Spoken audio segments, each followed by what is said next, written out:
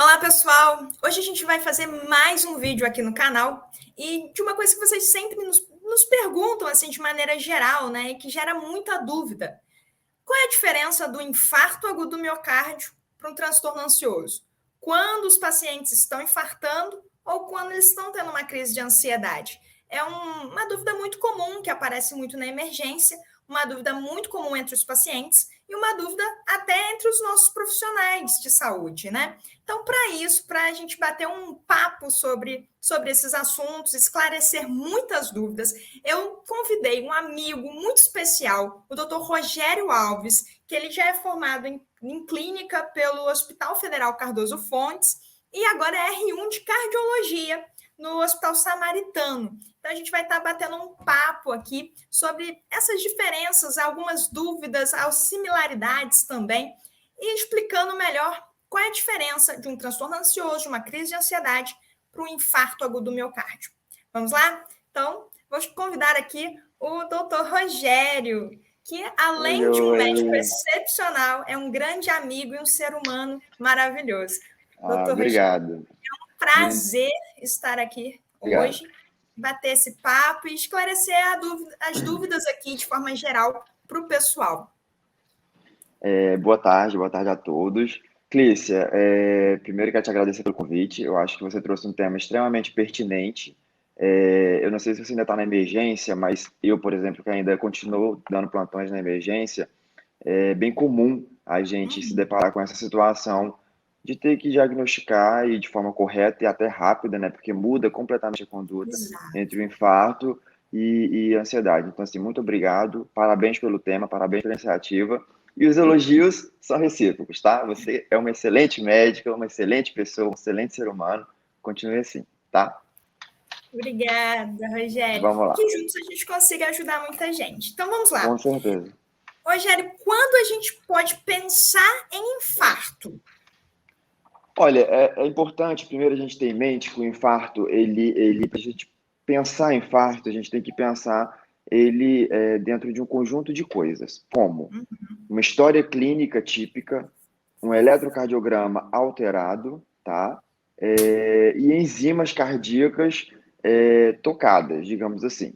Você vai ter esses três somatórios de coisas e aí você começa a pensar no que é um infarto. Não necessariamente você vai ter as três juntas, tá? Mas é importante que você tenha acesso a todas elas para que o seu diagnóstico seja feito de forma mais correta e de forma mais rápida, né? Porque isso interfere na conduta do doente. Então, assim, quando você vai pensar no infarto? Quando você tem uma história clínica dentro de um paciente que alguns detalhes chamam a atenção.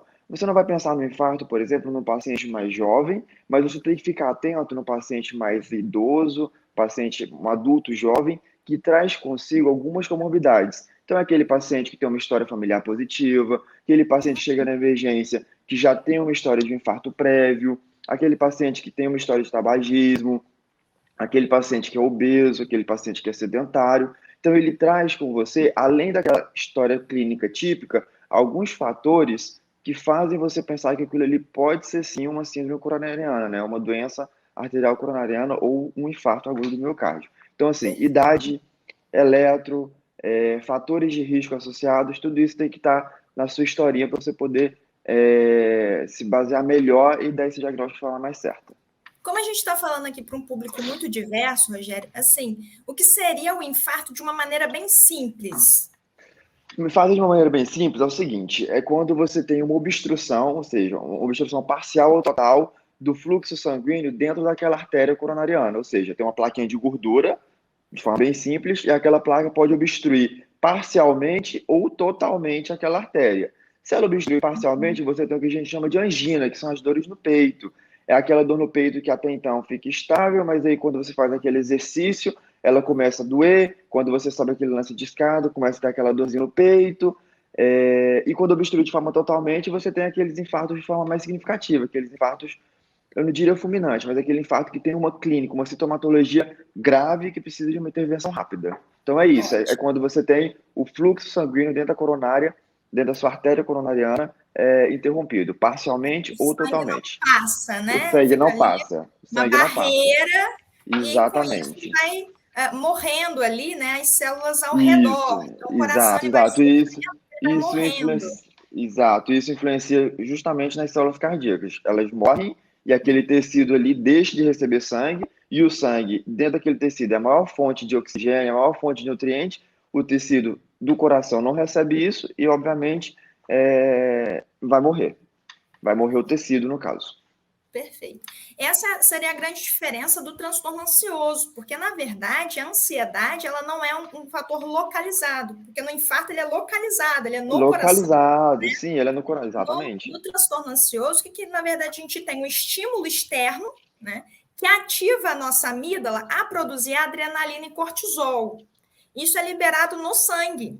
Então, não ativa só um órgão, vai ativar o organismo como um todo e vai gerar uma Perfeito. resposta de luta e fuga. Então, isso gera aumento da pressão arterial, isso vai gerar a sudorese, né, aquele suor excessivo, vai gerar o aceleramento do coração, porque é como se a gente estivesse fugindo, né, de um fator ali ansioso, que as pessoas falam assim, a luta e fuga é como se a gente estivesse lá no passado fugindo de um leão na selva, né? Então, a gente tem que Exatamente, é mais ou estimular menos o isso. organismo inteiro na produção de adrenalina, de cortisol, para fugir daquele fator ali que está gerando, no caso, a ansiedade. E o transtorno ansioso é uma exacerbação, ou seja, um aumento desse fator ansioso por estímulos que que na maioria das vezes não é um estímulo para lutar, né, para ter fuga.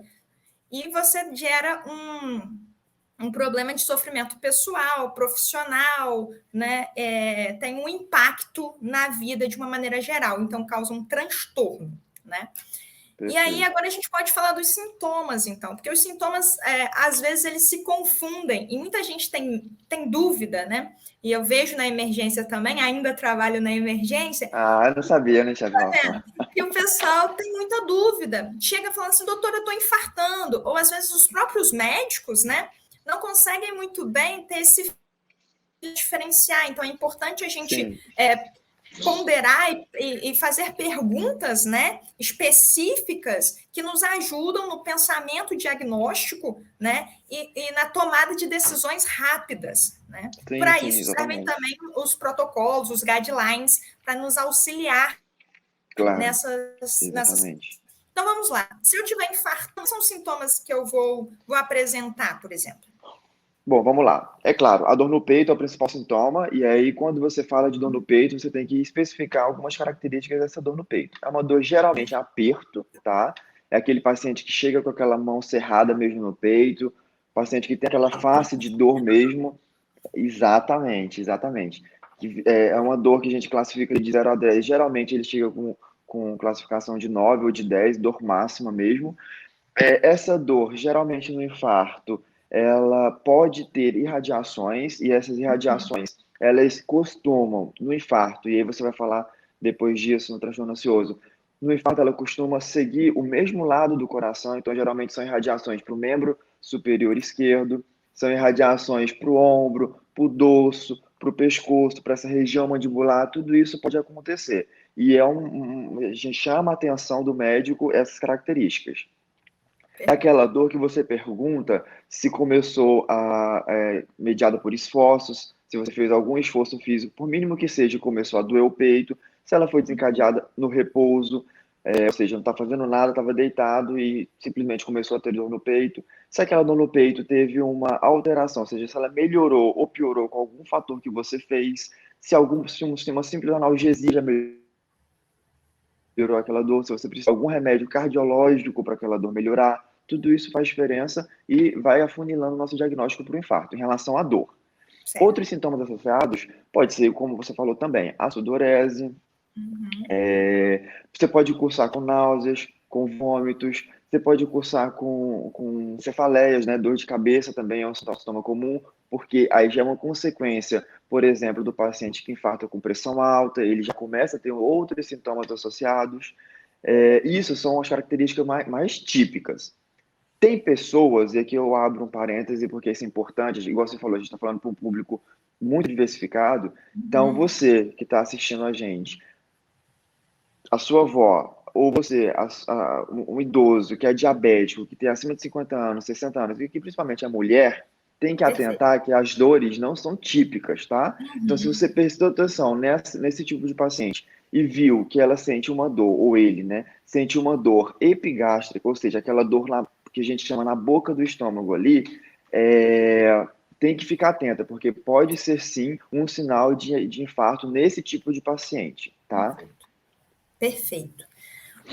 Eu acho que é aí que gera a grande confusão, né? Porque os sintomas, Sim, eles são muito parecidos, né? muito, muito. Assim, o transtorno ansioso geralmente é em pacientes mais jovens, né? A Isso, dor, como você falou, ela tem uma dor que é um pouco mais leve, é mais leve que a dor do infarto, né? Então o paciente às vezes não chega assim, ai, né, com aquela dor, mas chega com um incômodo muito grande e com dor, né? Uma dor mais moderada, né? Leve a moderada, e geralmente diminui com o tempo, que é diferente do exato. infarto, Do infarto, que ele aumenta com o tempo, aumentar exatamente. com o tempo, né? Com o tempo, perfeito. Geralmente, os transtornos ansiosos, eles têm uma causa, uma ameaça. Então, foi depois que eu discuti com alguém, foi depois que eu briguei no meu relacionamento. Eu consigo pontuar, às vezes, quando ele inicia. Nem sempre isso acontece, mas eu consigo pontuar, às vezes, quando começou. Né? Às vezes não é quando eu estou em repouso, às vezes é quando eu discuti, quando aconteceu alguma coisa no trabalho, e aí você começa ali a ter os sintomas ansiosos. Né? As outras coisas elas acontecem também. Você pode ter uma cefaleia, que é a dor de cabeça, né, associada. Você pode ter uma sudorese associada.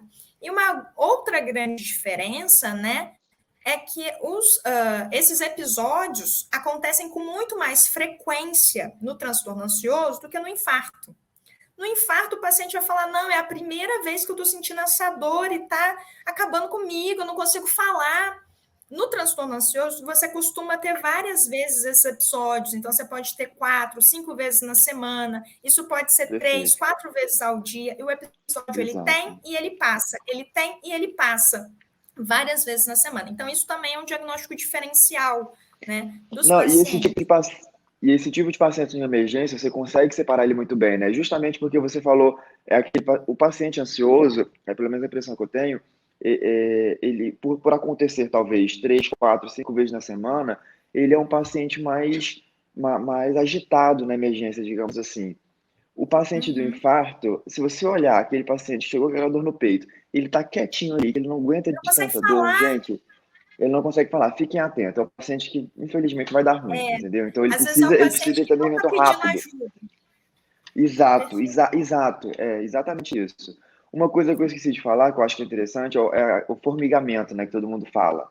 No Boa, bem infarto, lembrado. no infarto, ele realmente acontece. Você pode ter essa sensação de formigamento, parestesia, enfim, mas ele acontece, como eu falei, mais no membro superior esquerdo. Eu acho Isso. que no transtorno ansioso ele é uma coisa mais difusa, né? Você Ele reclama pode disso de forma mais ter também, difusa. perfeito. Por exemplo, o paciente pode falar assim: eu estou com formigamento no rosto, né? Estou com formigamento nas mãos, nos pés. Você tem o formigamento, mas Exato, ele não é é mais localizado. difuso. Ele não é no membro superior esquerdo. Ele acontece no corpo inteiro. Então, é outro diferencial. Quando o paciente fala: estou com formigamento no pé e estou com uma dor no peito e aconteceu, briguei com alguém. Então, você vai juntando na história, né? Na história clínica, que muitas vezes na emergência tem que ser rapidamente colhida, mas mesmo assim a gente consegue caracterizar algumas coisas e definir, né?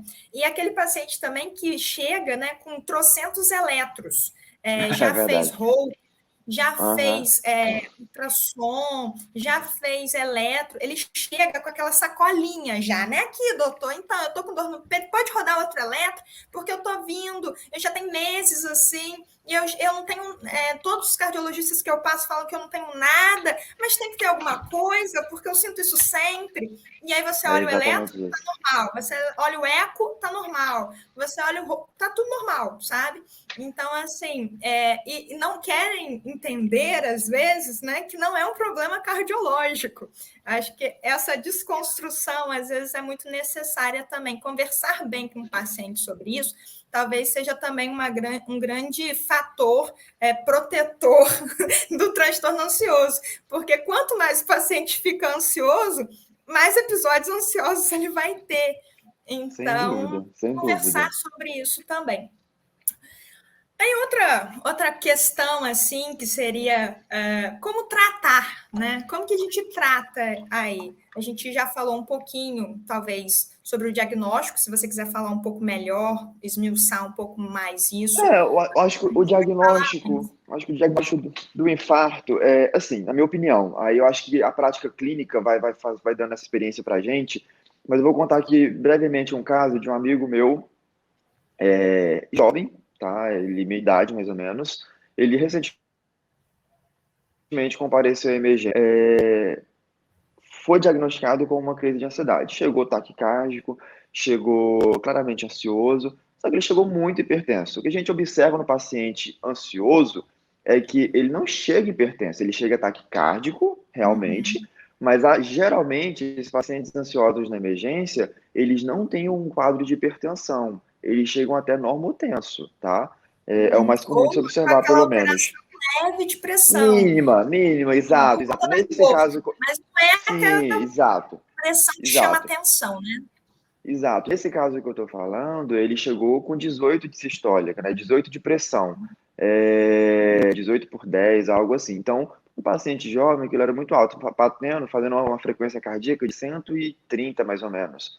Então, isso me chamou a atenção. E aí, claramente, rapidamente foi feito, pela idade, foi feito um diagnóstico rápido de crise de ansiedade e, enfim, medicado de emergência e liberado. Minha observação para esse caso como exemplo. Eu acho que é um paciente que precisaria de uma melhor história clínica, porque tudo bem que eu conheço ele, então eu sei que ele tem uma história familiar positiva, entendeu? Então, assim, quem atendeu não teve esse cuidado, acho que isso é importante. E detalhe, eu acho que esses pacientes merecem um eletro, entendeu? Então, acho que faz parte do diagnóstico isso. Ou pelo menos o primeiro eletro, né? Se um O paciente vai primeiro na emergência eletro, todos os exato, dias, exato, você fala assim, poxa, exato, eu fiz o eletro dele exato. ontem. Né? Perfeito, é isso. Pelo É menos isso. um eletro, uma Alguma coisa investigação. que documente. Isso, alguma coisa que documente que aquilo ali realmente não é um infarto agudo do miocárdio, não tem uma alteração eletrocardiográfica que sugira uma doença do coração ali importante, entendeu? Então, assim, acho que o diagnóstico é isso. Acho que esse paciente precisa de um eletro, seja para documentar de forma negativa a ausência, né, de alguma doença cardíaca, ou seja para deixar você diagnosticar de forma mais correta e tentar abraçar isso daí mais rápido, ter uma melhor intervenção. Então, acho que um eletro esse paciente tem que ganhar na emergência. E o exame de sangue, quando a gente fala de exame de sangue, a gente está falando da enzima cardíaca específica que chama troponina, eu acho que sim, essa você pode selecionar melhor para quem você vai solicitar isso daí, tá? É a enzima que você pede, é a enzima mais específica, é o que vai ser dosado na emergência, mas lembrar, troponina negativa, com história clínica positiva, com eletrosugestivo, é infarto, gente, tá? Tem que tratar, tem que abordar, e aí a gente fala isso na abordagem. Então, acho que o diagnóstico é isso. Uma história clínica bem colhida, um eletro, eu acho que para quase todo mundo, nesse sentido, tá? Nesse contexto de documentar mesmo, e a troponina eu acho que é de forma mais individualizada mesmo. Tá? Perfeito. Até porque o eletro é um exame rápido, né? Rápido, exato, e dá muita informação, dá muita informação. Dá muita informação. Sabendo ler direitinho, né? Dá muita informação. Muita informação. É igual estudar outra língua. Se você estudar grego, se você pega um documento em grego e não sabe grego, você não vai achar nada. Você vai falar assim, exato. Quanto mais você sabe, mais informação você tem sobre aquilo, né? Então, a importância também da informação. Nos transtornos ansiosos, acho que a primeira coisa que a gente tem que pensar também para um ajuste ideal é que o diagnóstico você tem que classificar, porque as pessoas acham que é só ansiedade que existe. Tem o transtorno de pânico, tem agorafobia, tem os transtornos pós-traumáticos, né? Transtorno de episódios pós-traumáticos, o transtorno de ansiedade generalizada. Então, assim, cada um desses episódios, não só episódios, os transtornos depressivos, transtornos ansiosos, desculpa, Sim, né, sim. de maneira geral, eles têm que ser diagnosticados, né? Então, cabe também a um profissional, né, diagnosticar para ser bem conduzido. Então, quando a gente também pega na emergência um paciente com um transtorno ansioso, a gente também tem que encaminhar, né? Às vezes a gente encaminha para o cardiologista, mas esquece de encaminhar para o psiquiatra, Isso é né? fundamental, fundamental, fundamental. Ou ainda por uma falta né, de falar assim, o psiquiatra é médico de maluco, não é isso, né? Então eu sempre bato nessa tecla de desmistificar isso, né? Para que a gente também oriente corretamente o paciente para que ele busque ajuda, né? E Sem consiga dúvida, sem dúvida, resolver sem conflitos, dúvida. etc. e tal. E agora a gente vai, então, um pouquinho para o tratamento, né? E as suas diferenças. Vamos lá, no tratamento do infarto, como é que é? O tratamento do infarto, realmente, eu acho que de tudo é o que mais diferencia, Mais porque, cara, difere, né? Isso aqui é completamente diferente. é muito diferente, e aí a importância do diagnóstico, porque você tratar um paciente Sim, exato. com crise de ansiedade e mandar ele para o CAT é bem complicado, entendeu? Então, não dá certo. Vamos lá. Em relação ao tratamento do infarto, o paciente está com dor, então você tem que melhorar aquela dor dele, tá? Geralmente, você pode fazer analgesia? Pode, mas esse paciente é uma dor importante, costuma não melhorar com uma simples analgesia de dipirona ou anti-inflamatória ou qualquer coisa que seja. Então você precisa fazer um nitrato, né? Você precisa fazer um AS, é necessário, que são medicações que vão aumentar aquele fluxo sanguíneo coronariano e tentar melhorar aquela obstrução que está tendo ali, tá? Uma outra medicação para dor que pode ser feita é morfina. Claro, tem algumas exceções, eu acho que não é muito detalhe do momento, mas a morfina entra assim como uma opção na terapêutica para a dor desses doentes. Perfeito. Em relação, por exemplo, a padrão respiratório, se é um paciente que chegou devido a muita dor, tá evoluindo com uma dificuldade para respirar, cansaço, e você, obviamente, esse tipo de paciente já tem que estar no leito, deitado, monitorizado, você vai ver a saturação desse doente. Se ele está saturando abaixo de 90%, saturação, todo mundo está muito bem, está craque. A gente, infelizmente, passou por 2 anos aí de uma Né? pandemia bizarra, né? Uma coisa muito trágica, e todo mundo, pelo menos Todo saturação, mundo todo mundo agora sabe ver sabe o agora, que é entendeu? saturação, né? Exatamente. Então, baixou de está menor que 90%, 91%, o último guideline europeu e brasileiro, inclusive, fala de 90%, você já pode colocar um oxigênio suplementar em baixo fluxo ali, 2 litrinhos, 3 litros, para aquele conforto respiratório do paciente. Então, dor, padrão respiratório você tratou e você vai fazer as medicações de fato para o infarto. Então, você tem que ter ele deve estar hipertenso, você vai fazer um antihipertensivo, vai controlar melhor a pressão daquele doente, porque senão vai piorar a área de infarto dele, tá? Você tem que anticoagular esse doente, então você vai usar Clexane, que é a droga que a gente usa. Geralmente você faz dose plena mesmo, e aí vocês não precisam entrar no detalhe, mas saibam que Clexane é necessário. Você vai usar um beta-bloqueador para diminuir a frequência cardíaca, aumentar a vasodilatação, aumentar a questão do fluxo sanguíneo naquelas coronárias também, tempo de diástole, que a gente chama. Você vai usar a dupla antiagregação plaquetária. O que seria isso? Você vai usar o AS, que eu falei para vocês. Geralmente o paciente, quando ele tem essa suspeita, na emergência ele já ganha 200 miligramas de AS, que são 2 comprimidos, junto com o clopidogrel, que é um outro antiagregante importante nessa terapêutica. E aí, isso são as terapêutica medicamentosa. E aí tem aquele paciente que, se você obstruiu de forma total aquele leito coronariano, ou pelo menos parcial, mas uma porcentagem acima de 70%, que a gente fala, ele é um paciente que, teoricamente e na prática, ele precisa ir para o cateterismo, que é aquele exame que você coloca uma artériazinha na mão, vê numa câmerazinha todas as artérias coronárias do coração, identifica justamente o ponto que está obstruído e coloca o que a gente chama de stent, né, que é aquela molinha que vai abrir a artéria. Então, isso é uma outra terapêutica. Não são todos os hospitais que isso tem que isso está presente, mas quando presente, teoricamente não, quando presente o padrão ouro de tratamento, digamos assim, que é a reperfusão desse doente com stent, a angioplastia, que a gente chama.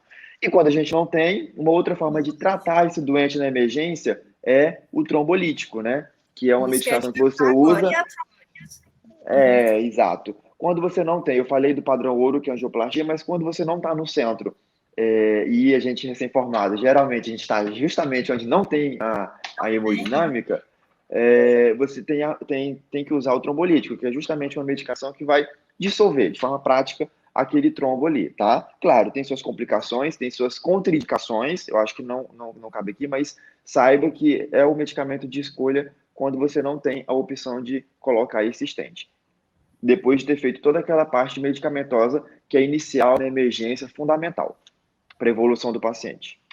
Perfeito, Rogério. E aí a grande diferença, né? Porque o tratamento das síndromes ansiosas, né? A gente vai para duas partes, assim, específicas, que é o tratamento medicamentoso e o não medicamentoso, né? E aí o que é importante a gente frisar é que o não medicamentoso é sempre.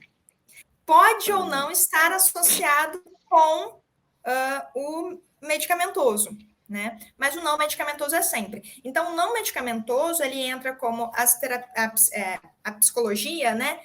E principalmente a terapia cognitivo-comportamental, porque aqui mais tem estudos comprovando eficácia, né? Então, assim, tem várias psicoterapias, mas aqui é mais comprovada cientificamente, né? Que a gente mais tem estudos seria a cognitivo-comportamental. Tem outras técnicas também, né, de meditação, mindfulness, a eletromodulação transcraniana, os exercícios aeróbicos, eles são fundamentais no processo também das síndromes ansiosas.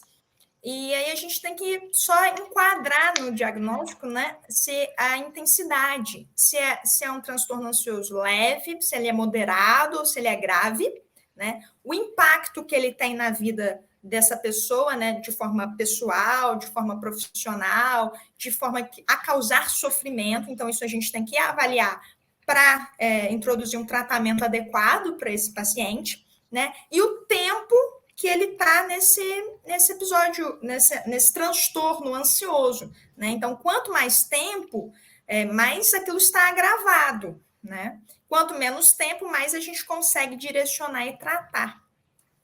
Perfeito. E aí, se a gente for para a medicação, né, que a gente vai colocar quando, por exemplo, o paciente está no estado moderado a grave, a gente já pode usar a medicação, a gente tem dois tipos de medicação. A gente tem a medicação de alívio, que aí entram os benzodiazepínicos, que os cardiologistas adoram prescrever um Rivotrilzinho, aí o paciente não vai para o ambulatório de psiquiatria, não trata a ansiedade, fica lá só naquele OSS toda a vida. E eu tenho pacientes que chegam para mim com 10 anos usando Rivotril. E aí eles só chegam falando assim, doutora, eu estou numa dose que eu acho que é alta do Rivotril, né? Eu falei, quem te prescreveu é o meu cardiologista. Eu falei, isso tem quanto tempo? 10 anos. Eu falei, cara, isso é muito errado. Pois é. Aí a pessoa, não, porque melhora quando eu tomo. Eu falei, mas você não tratou a causa, porque, como eu disse, é uma medicação de alívio, não é a medicação que trata. Sim. Aí a gente tem a medicação de tratamento, que seria de longo prazo, né? Que aí a gente vai avaliar aquela questão que eu falei da intensidade, e aí a gente pode prescrever num determinado tempo, isso é individual, né? Um plano individual de tratamento no transtorno ansioso, que a gente pode utilizar os antidepressivos, que eles vão pode atuar na via da serotonina, na via da noradrenalina ou da dopamina. Então, vai ser específico para aquele paciente, porque a gente tem que avaliar uma série de questões, avaliar se esse paciente tem problemas cardiológicos, porque algumas medicações a gente não pode usar, né? Então, se esse paciente tem problemas, outras comorbidades de maneira geral, indicar aquela terapia específica, né? Então, assim, um tratamento que ele é não medicamentoso, ponto. Ou a gente pode associar a medicação, ou a gente não precisa da medicação. Então, é individualizado, uma terapia individualizada, né? Então, assim, só Rivotril não melhora, né? Então, é sempre bom também a gente orientar adequadamente os nossos pacientes e, dessa forma, também fazer uma questão multidisciplinar, né? Então, assim, tanto com o paciente que, por exemplo, que infartou, às vezes ele desenvolve um quadro depressivo, ou sem dúvida, pela doença, né? Por não lidar com aquilo muito bem, etc. e tal, e ao longo do tempo. Então, o tratamento multidisciplinar ele é fundamental.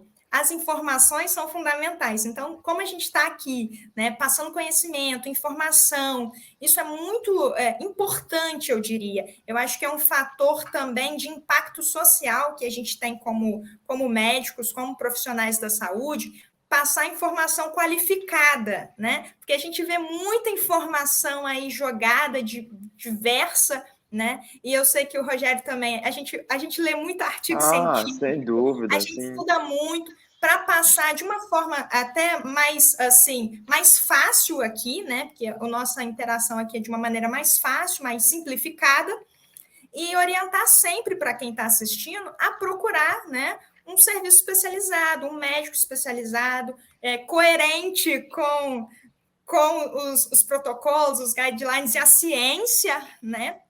Para que seja bem orientado, para que seja bem tratado e para que seja bem cuidado. Né? Então, acho que aqui esse é o nosso objetivo. Espero que a gente tenha cumprido aqui o que a Acho gente que sim. propôs. Então, Né? vou fazer duas observações que eu acabei esquecendo, que é importantíssimo. Acho que quem assiste vai falar, ué, mas se obstruiu com a placa de gordura, você não falou nada para tomar para a placa de gordura. Gente, assim, Tem tem que isso. fazer uma estatina, tá? Aquela velha simvastatina que você toma à noite, depois de jantar, então, é justamente para isso, tá bom? Uma simvastatina, você vai descobrir depois, dependendo do seu médico, que é importante você colocar uma de maior potência, uma Isso. atorvastatina, uma rosuva. Então, as nuances da melhora do tratamento vêm com o ambulatório, com o consultório. Mas uma estatina é fundamental e ela falou um negócio importante. Tem muitos remédios para o transtorno de ansiedade que você faz que alteram muito padrões dentro do eletrocardiograma, tá? Então é interessante que você fique atento a isso. Aumenta aqueles intervalos, enfim.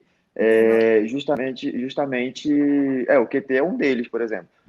Aumenta muito. Exato, aumenta muito o intervalo quando você faz uso crônico dessas medicações. Então, um acompanhamento cardiológico e psiquiátrico nesse sentido, ou psicológico nesse sentido, é fundamental para a gente poder estar sempre prezando pelo melhor pelo doente, pelo paciente. Obrigada, Rogério. Foi um prazer. Adorei nosso Eu que bate-papo. agradeço. Eu que Vamos agradeço. propor outros temas aí mais para Sem frente, quem dúvida. sabe. Vamos sim, Vamos gostei. pessoal propor, tá? Se esse vídeo foi útil para você, deixa também aquele velho joinha, né? E compartilha também para que outras pessoas também possam ter acesso a esse tipo de informação, tá bom? Sem Rogério, muito dúvida. obrigada. A gente se despede Que por aqui. agradeço. Uma grande Tá honra. ótimo. Obrigada pela amizade sempre. E a gente Que continua por isso. aí, passando conhecimento e educação de qualidade. Um Sem dúvida. abraço. Muito obrigado. Tchau, tchau. Abraço. Tchau, tchau.